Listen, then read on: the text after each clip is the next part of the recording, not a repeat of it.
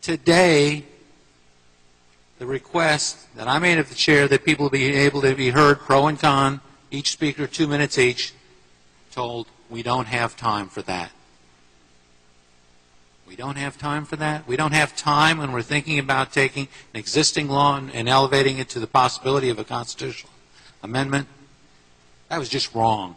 What happens with this amendment is that once again, we seek to marginalize a group of individuals who only want equality and the same basic human rights afforded to every citizen of this state.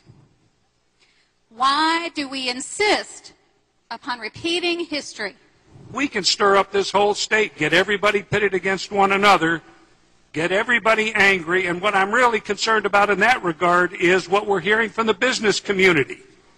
They really don't like it when we're unleashing culture wars in this state. They're not real happy about that because it's not good for their environment, and I've heard from businessmen. It's personal for me. I've got a sister who is in a very strong, loving, stable, committed relationship with a lovely 4-year-old daughter. What kind of signal are we sending her? Excuse me. And I don't know why anyone in this chamber has the right to tell her she cannot marry the love of her life. That is just shameful. So it has come to this on the floor of the North Carolina House of Representatives. We seek to amend the Constitution not on the merits, but because of our fear. So what's the effect of this ballot initiative?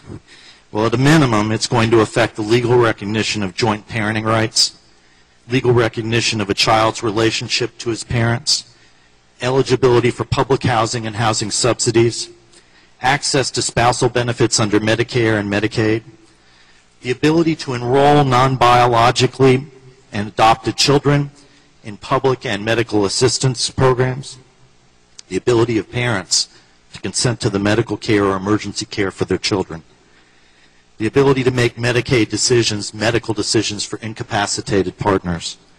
The next generation, doesn't view this the way you do. The next generation is more open, more loving, more tolerant, more caring. I frankly trust the next generation more than I trust my elders. How shameful that the day after the 10th anniversary of the tragedy of 9/11, we are even considering an amendment to the Constitution of North Carolina that takes away rights from our fellow men and women. You know, I continue to support and believe in marriage. I believed in it so much that I did it twice. 14 years the first time, 14 months the second time, and each time with the opposite sex, but that was my choice. Perhaps 14 weeks the next time, I don't know.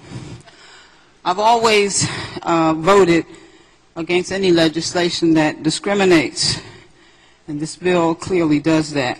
We've got some members in here right now who can't stand up because of political pressure and otherwise, who otherwise would be affected by this bill itself. We don't really want to go there, do we? We have gay couples in our church. We have gay singles in our church. We pray together. We take the Lord's Supper together. We fellowship together. I know that they have a personal relationship with God.